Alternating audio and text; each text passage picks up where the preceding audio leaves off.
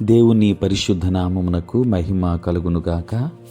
క్రీస్తునందు ప్రియ దేవుని బిడలారా, ప్రభువైన యేసు క్రీస్తు పరిశుద్ధ నామములో మీ అందరికీ ఈ ఉదయకాల శుభములు తెలియచేయచ్చు ఉన్నాను.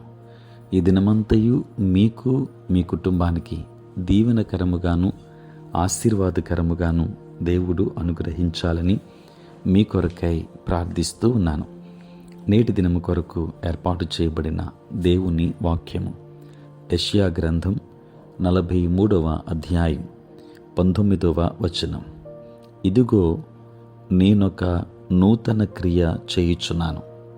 ప్రియులారా, నేటి దినము కొరకు ఏర్పాటు చేయబడిన ధ్యానాంశము నూతన కార్యం, న్యూ థింగ్. ప్రియులారా, ఈ సంవత్సరం మనకు దేవుడు ఒక ఈవిక అనుగ్రహించాడు. ప్రియులారా, ఈ క్రొత్త సంవత్సరం దేవుడు మన జీవితంలో ఎన్నో నూతన క్రియలు, నూతన కార్యాలు చేయాలి అనుకుంటున్నాడు.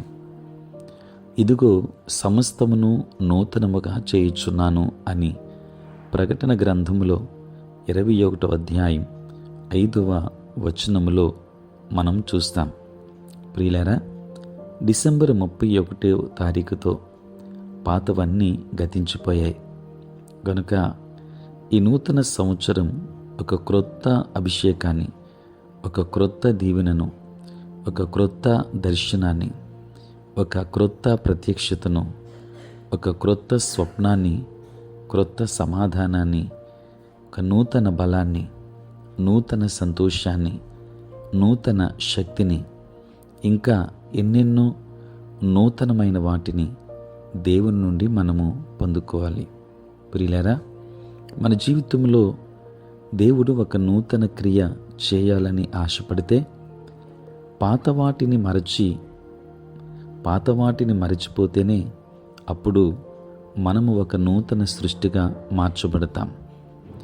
కొరింథీయులకు రాసిన 2వ పత్రిక 5వ అధ్యాయం 17వ వచనములో పౌలు ఈ రీతిగా వ్రాశాడు: ఎవడైనను క్రీస్తునందున్న ఎడల వాడు నూతన సృష్టి, పాతవి గతించెను, ఇదిగో క్రొత్తవాయును. ప్రియులారా, నీవు నూతన సృష్టిగా మారాలి అంటే నీ పాపాన్ని ఒప్పుకోవాలి. యేసు క్రీస్తు రక్తము ద్వారా శుద్ధీకరించబడాలి. నూతన సృష్టికి నూతన పరచబడిన శరీరం, మనస్సు, ఆత్మ కలిగి ఉండాలి. ప్రియులారా, మన చుట్టూనున్నవారు మన మాటలోనూ, మన వైఖరిలోనూ, మన ప్రవర్తనలోనూ క్రొత్తదనాన్ని చూడాలి.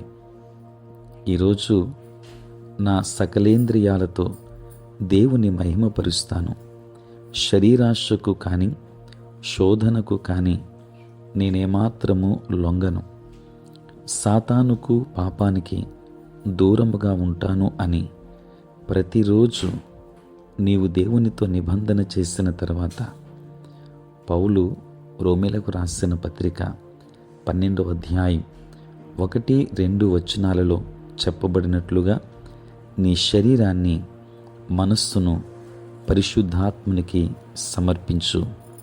నీ జీవితంలో దేవుడు నూతన క్రియలు, నూతన కార్యాలు జరిగిస్తాడు. కనుక దేవుడు మన జీవితంలో నూతన క్రియ చేయాలి అని ఆశపడుతున్నాడు.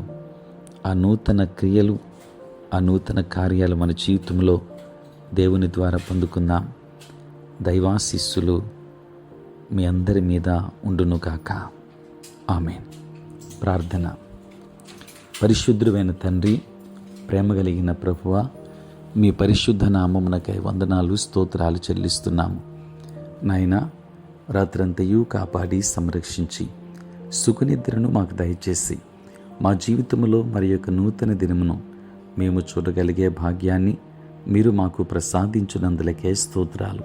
ప్రభువా, ఈ దినమంతా కూడా మీ సన్నిధి మాతో ఉంచండి. మీ ప్రసన్నత మాకు అనుగ్రహించండి. మా పనులలో, ప్రయాణములలో, పరిచర్య అంతటిలో కూడా మీరే తోడై ఉండండి. ఉద్యోగస్తులు, వ్యాపారస్తులు, కష్టపడి పని చేసుకుంటున్న బిడ్డలందరినీ మీరు దీవించండి నాయన.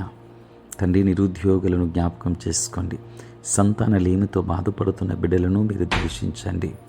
తండ్రి, నీకు స్తోత్రాలు చెల్లిస్తూ ఉన్నాను. ప్రభువా, చదువుకున్న బిడ్డలకు కావలసిన జ్ఞానమును అనుగ్రహించండి. సేవా పరిచర్య చేయుచున్న ప్రతి సేవకుని మీరు దీవించమని ప్రార్థిస్తున్నాం. అనుదినము కూడా ఈ ప్రాతకాలపు ధ్యానములు వింటున్న ప్రతి ఒక్క కుటుంబాన్ని దీవించండి.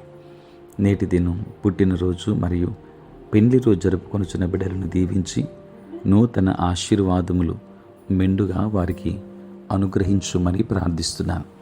ఈ నూతన సంవత్సరము ప్రతి కుటుంబానికి ఆశీర్వాదకరమైన సంవత్సరముగా, దీవెనకరమైన సంవత్సరముగా అనుగ్రహించుమని యేసయ్య నామములో ప్రార్థించి వేడుకొనుచున్నాము తండ్రి. ఆమేన్. తండ్రి, కుమార, పరిశుద్ధాత్మ త్రియేక దేవుని దీవెన సదా మీకు తోడై ఉండును గాక. ఆమేన్.